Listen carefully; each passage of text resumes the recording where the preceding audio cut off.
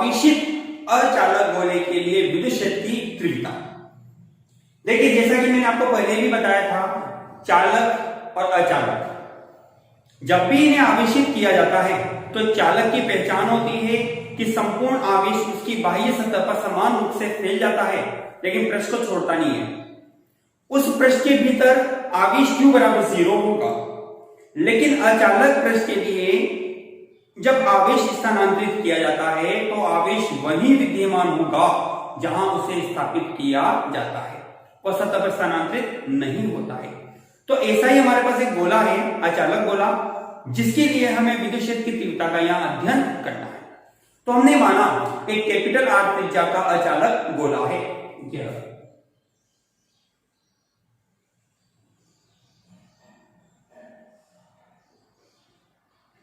जिसे हमने plus Q आवेश के द्वारा आवेशित किया है। अब प्लस Q आवेश से किया है तो आवेश गोले के भीतर होंगे और समान रूप से फैले हुए होंगे। ठीक है, हमने यहां एक प्रॉब्लम करने के लिए हमने इसका एक आयतन आवेश घनत्व ज्ञात करना चाहा।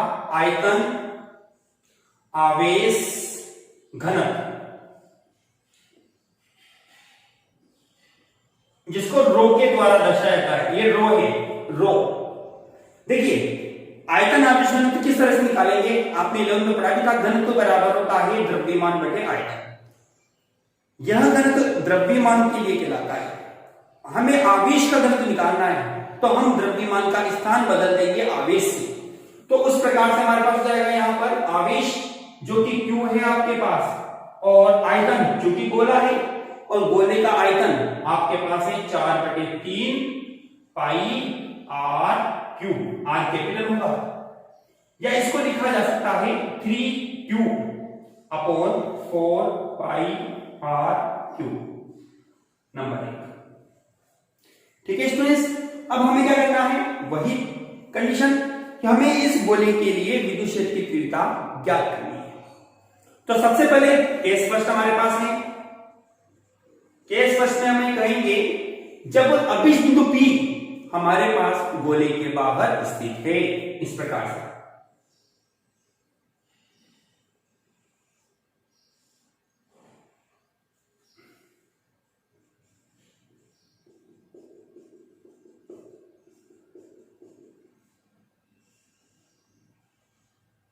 यहां आपके पास बिंदु P है जिसकी केंद्र से दूरी हम बना देते हैं स्मॉल r। ठीक है, तो इसके लिए हम कह सकते हैं कि स्मॉल r का मान कैपिटल R से बड़ा है। तो ऐसी स्थिति के लिए सर्वप्रथम हम क्या करेंगे, एक गोलाकार बंद गाउसियन पृष्ठ की कल्पना करेंगे। जैसा कि हमने पहले भी पढ़ा है, हम यहां पर देखते हैं कि इस संपूर्ण गोलाकार पृष्ठ को विभिन्न अल्पांशों में बांटते हैं, समान अल्पांशों में। एक अल्पांश हमारे पास है जिसका क्षेत्रफल हम मान लेते हैं dA, जिसके लिए विद्युत क्षेत्र की तीव्रता बनती है E। तो इस पृष्ठ के लिए, इस अल्पांश भाग के लिए विद्युत फ्लक्स की परिभाषा के आधार पर लिखा जा सकता है फाई बराबर होगा क्लोज इंटीग्रेशन E सदिश डॉट dA सदिश, या close integration E dA cos theta, number 1। जैसा कि आप चित्र में देखते हैं कि चूंकि यहां पर बिंदु P बिंदु पर E और dA दोनों एक ही दिशा में है, theta is equal to 0 degree और cos 0 डिग्री बराबर होता है 1। इसलिए हमें मिलेगा फाई बराबर होगा E बाहर क्लोज इंटीग्रेशन dA। अब dA गाउसियन पृष्ठ जो कि गोलाकार है का क्षेत्रफल है, और हम जानते हैं गोले का क्षेत्रफल होता है 4 पाई R स्क्वायर। तो इसको लिखा जा सकता है E इंटू 4 पाई R स्क्वायर। समीकरण नंबर हमारे पास बनती है 1 आ गया, यहां इसको 2 नंबर दे देते, सॉरी इसको नंबर देते हैं 3 नंबर। ठीक है, अब गॉस के नियम को यहां लागू करते हैं। गॉस के नियम से हमारे पास होता है phi is equal to Q upon epsilon naught. समीकरण नंबर 4, समीकरण 3 व 4 दोनों को हमने शामिल किया, लिखा जा सकता है E into 4πr² is equal to Q upon epsilon not, या इसको हम भी लिख सकते हैं E equal to 1 upon 4π epsilon Q/r²। और आपको पता है 1 अपॉन 4π एप्सिलॉन नॉट बराबर होता है K, तो इस आधार पर लिखा जा सकता है E बराबर होगा KQ अपॉन r²। समीकरण नंबर आता है नंबर 5। देखिए इस तरह से हम यहां पर भी देखते हैं कि अचालक गोले के लिए भी विद्युत क्षेत्र की तीव्रता गोले के बाहर E बराबर होती है KQ अपॉन r²। अर्थात जैसे जैसे दूरी बढ़ेगी तीव्रता का मान क्या होगा, कम होगा, क्योंकि यह क्या है, वृत्त क्रमानुपाती है। दूरी बढ़ने पर तीव्रता का मान घटेगा। अब हम केस नंबर 2 पढ़ेंगे। केस नंबर 2 के रूप में हम कहते हैं जब स्मॉल r मतलब कि ये बिंदु P कहां आ जाए, सतह पर आ जाता है। देखिए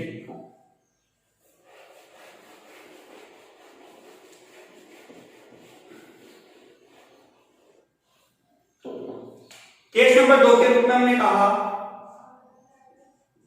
जब स्मॉल r बराबर कैपिटल R है, इसका मतलब क्या है कि हमारे पास यह जो आवेशित अचालक गोला है उसके सतह पर बिंदु P आ गया।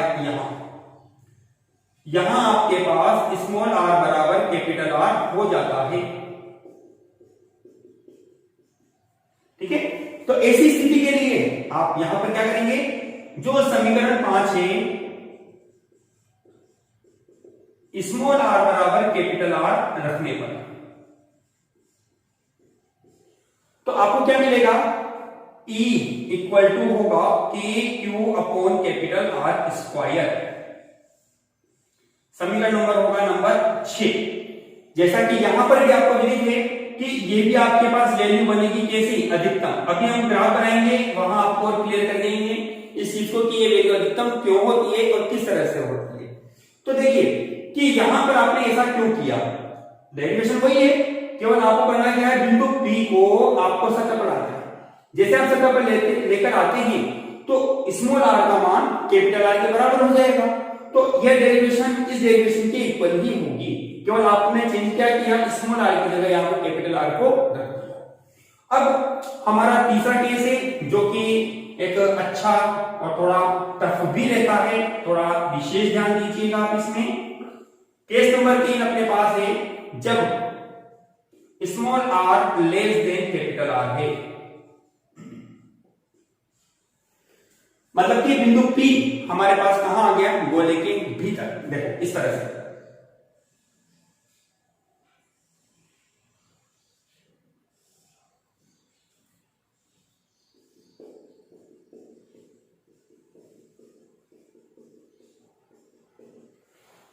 हमने बिंदु P की स्थिति को माना, जैसे कि यहां पर यह बिंदु P है, इसकी दूरी स्मॉल r है। तो सर्वप्रथम हम गाउसियन पृष्ठ की कल्पना करेंगे। एक स्मॉल r त्रिज्या के गोलाकार बंद पृष्ठ की कल्पना हमने की, जिसमें परिबद्ध आवेश, क्योंकि देखो आवेश बढ़ गया, कुछ आवेश बाहर रह गया, कुछ आवेश अंदर आ गया। अब पूरे आवेश काम नहीं आ रहे आपके पास, तो जो आवेश अंदर गोले के भीतर है, काल्पनिक गोले के भीतर है, विद्युत फ्लक्स उसी के लिए बनेगा। और विद्युत फ्लक्स संबंधित है आवेश से, तो हमने ये कहा कि इस पृष्ठ के द्वारा जो परिबद्ध आवेश है उसका मान कितना है, Q डैश। ठीक है स्टूडेंट्स, तो हम इस पृष्ठ के लिए विद्युत फ्लक्स की परिभाषा लगाते हैं। तो फाई बराबर होगा क्लोज इंटीग्रेशन E सदिश डॉट dA सदिश, या close integration E dA cos theta. समीकरण नंबर क्या आएगा अपने पास, 7 नंबर। अब यहां पर भी कंडीशन वही है कि E और dA दोनों आपके पास क्या है, एक ही दिशा में है, क्योंकि धनात्मक आवेश के लिए हमेशा विद्युत क्षेत्र की तीव्रता की दिशा अरीय दिशा या त्रिज्य दिशा में बाहर की ओर होती है। और क्षेत्रफल की दिशा ज्ञात करने का तरीका मैंने आपको बताया है अपनी लास्ट वीडियो में। कोई भी पृष्ठ क्षेत्रफल है उसके ठीक लंबवत रेखा आप खींच दीजिए, वह क्षेत्रफल सदिश की दिशा को व्यक्त करेगी। तो इस आधार पर यहां आपके पास बनता है E और DA दोनों समांतर है।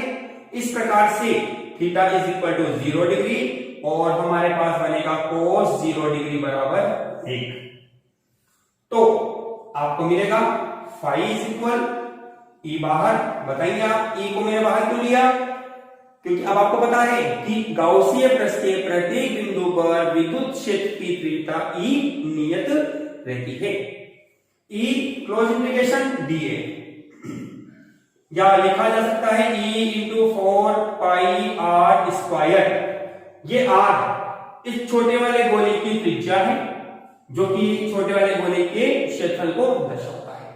इसको हमने लिया इक्वेशन नंबर 8। ठीक है, अब हम लेते हैं गाउस का नियम। गाउस के नियम से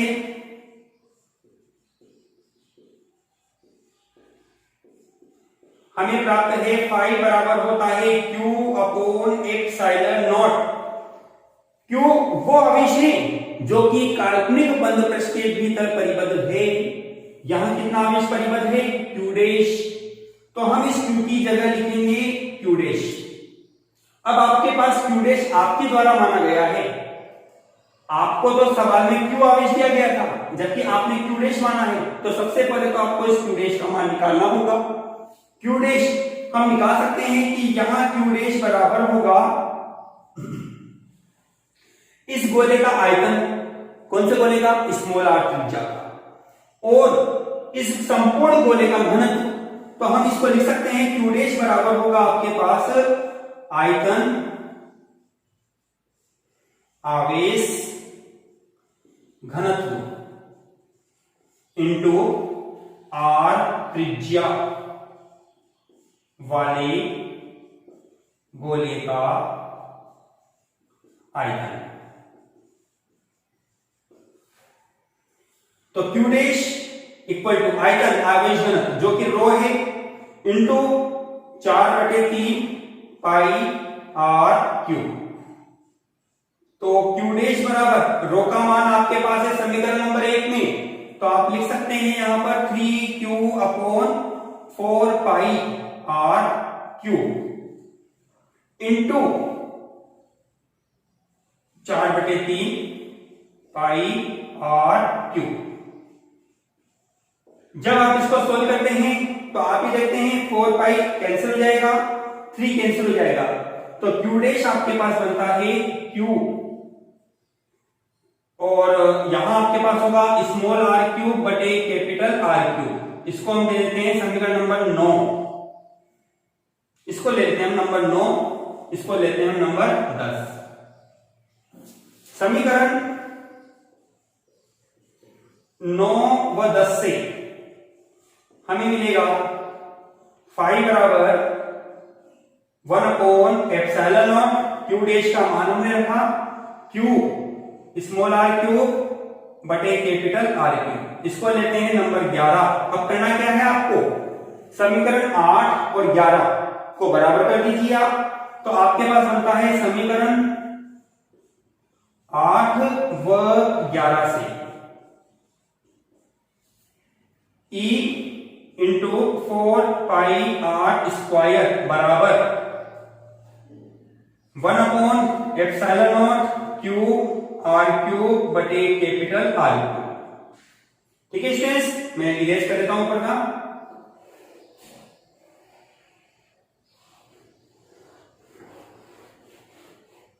देखिए हमारे पास बनेगा E इक्वल टू, क्रॉस गुणा कर दिया हमने, 1 upon 4 pi epsilon not cube बटे R square into R cube बटे कैपिटल R क्यूब। ठीक है, हमारे पास वैल्यू बनती है E इक्वल टू, इस 1 अपॉन 4 पाई एप्सिलॉन नॉट की जगह लिखा जा सकता है K, R स्क्वायर कट जाएगा, केवल आपके पास स्मॉल r रहेगा अपॉन कैपिटल R क्यूब। यह आपके पास आवेशित अचालक गोले के भीतर विद्युत क्षेत्र की तीव्रता का सूत्र है। देखिए यहां हम देखते हैं कि विद्युत क्षेत्र की जो तीव्रता है E, वह दूरी के समानुपाती होती है। जैसे जैसे दूरी बढ़ेगी, जैसे जैसे दूरी बढ़ेगी, विद्युत क्षेत्र की तीव्रता का मान भी क्या होगा, बढ़ता चला जाएगा। E proportional R। अब हम यदि केस नंबर 4 को यहां लेके आते हैं एक अपने पास, जब स्मॉल r बराबर 0 अर्थात केंद्र पर विद्युत क्षेत्र की तीव्रता क्या होगी, तो सीधी सी बात है, समीकरण नंबर 12 जो आपके पास है, समीकरण 12 में स्मॉल r बराबर 0 रखने पर आपको मिलेगा E बराबर कितना, 0। अर्थात अचालक गोले के केंद्र पर विद्युत क्षेत्र की तीव्रता का मान कितना होगा, 0 बनेगा। इस तरह से हमने गोले के बाहर, गोले की सतह पर, गोले के भीतर और गोले के केंद्र पर विद्युत क्षेत्र की तीव्रता का सूत्र पढ़ा। अब हम इसका एक सममित ग्राफ बनाते हैं। वो ग्राफ किस तरह से होगा, देखिए इसमें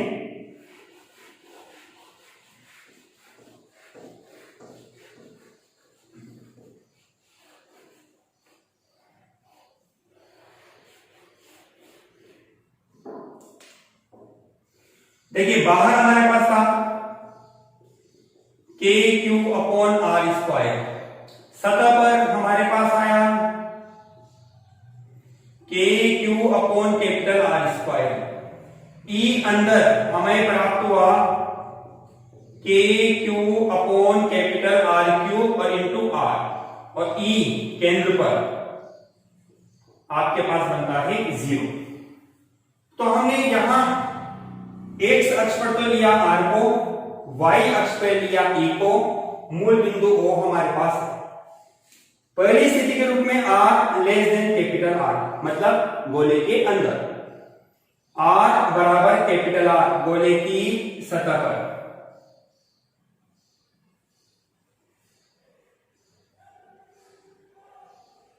और ये गोले के बाहर। जैसा कि आपको पता है, गोले के बाहर तीव्रता दूरी के वर्ग के व्युत्क्रमानुपाती क्रमानुपाती होती है, अर्थात E प्रोपोर्शनल होगा 1/r²। और यह वैल्यू सतह पर है जो कि अधिकतम है आपके पास KQ/R²। और तीसरी स्थिति आप देखते हैं कि यहां आपके पास E समानुपाती R है, मतलब कि दूरी बढ़ने पर विद्युत क्षेत्र की तीव्रता का मान भी बढ़ेगा, लेकिन कहां, गोले के भीतर। कौन सा गोला, अचालक गोला। तो ये ग्राफ आपको मिलेगा एक सीधी सरल रेखा के रूप में, जो दर्शाता है E प्रोपोर्शनल होगा R। देखो जरा, गोले के बाहर तीव्रता का मान घट रहा था, सतह पर अधिकतम हुआ। जैसे आप अंदर आ रहे हो तो तीव्रता घटती चली जा रही है, और केंद्र पर ये मान क्या हो रहा है, 0 तक चला जा रहा है, क्योंकि R का मान कम हो रहा है। यदि आप इधर चलते हैं तो R बढ़ने पर E का मान भी बढ़ रहा है, सतह पर आप आए, अधिकतम हो गया, इसके बाद आप जाते हो तो ये तीव्रता का मान क्या हो रहा है, घटता चला जाए।